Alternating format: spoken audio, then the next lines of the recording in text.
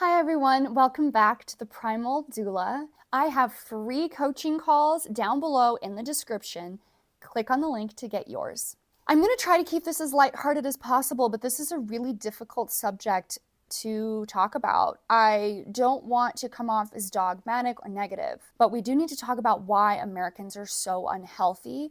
This is a problem. This is a massive epidemic, and we need to be talking about it. And as a health coach, I wouldn't really be doing justice to my clients if I didn't really go over this material, as hard as it may be to listen to and internalize.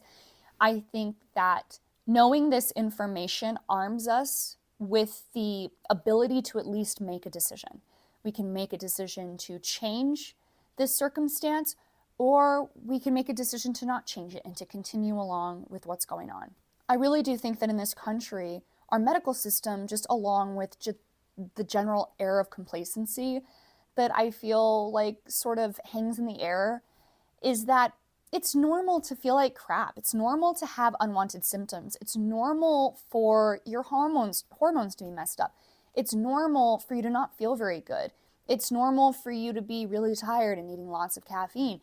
I think we should feel good. I think our immune systems should work. I think we should have the energy to be active. I think we should have clear minds. I don't think we should be bogged down and depressed and anxious and overweight and pre-diabetic and autoimmune. I just feel like something's not right here, and I think we need to be talking about it. The first thing that I think makes Americans unhealthy is the fact that our food is so addictive. The food that most people are eating are the junk foods and the processed foods and the fast foods. I wouldn't really call those foods. I would call those food imitation products, because they're really made with so much crap that the body doesn't know what to do with. And they're very, very addicting, and they're designed to be addicting. Apparently, the tobacco companies, when they started going out of business because everyone caught on about how unhealthy cigarettes were, and they realized they were being lied to, and they realized that cigarettes were super addictive, the tobacco companies just then moved into the food sector, and they took a lot of their tactics with them. Millions of dollars are spent every year to make our processed food as addictive as possible. If you step back and you try not to take that too personally, basically what that is just really good business. Repeat customers, you're basically hooked after the first bite. The second reason that I think Americans are so unhealthy is because nobody cooks anymore. And I think that has a lot to do with the rise of processed food consumption.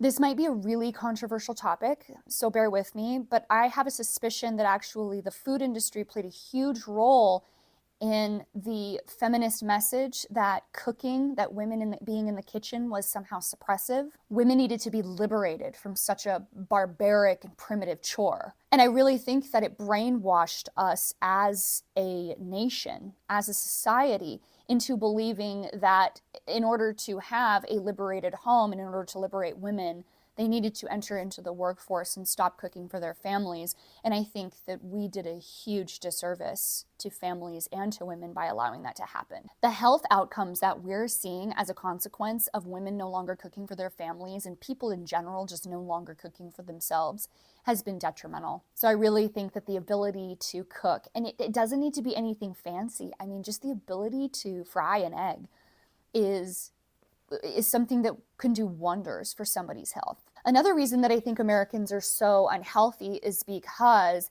those addictive foods that I mentioned earlier are causing a lot of chronic inflammation.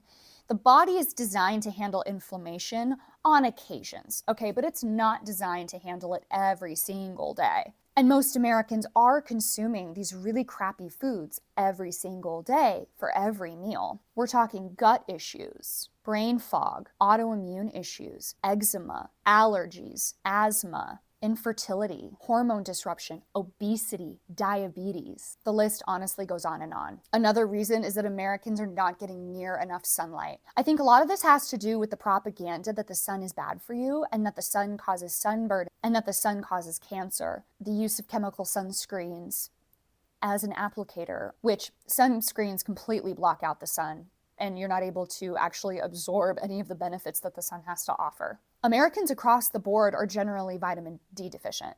Most people are vitamin D deficient and they have no idea. And doctors aren't actively testing this. They're not harping on the issue like I think they should be. Spending more time in the sun, especially in the morning hours, is critical, I think, to rescuing our health in so many ways. It's not the only way, but it's one of the most important ways, I think. This may be a hot take, but I think Americans are largely unhappy because we're not getting enough fat in our diet. And this really connects to the fact that we're super addicted to our food, because I think that food cravings, and there's quite a bit of evidence to support this. We see that people who aren't getting enough really good fats in their diets have stronger food cravings.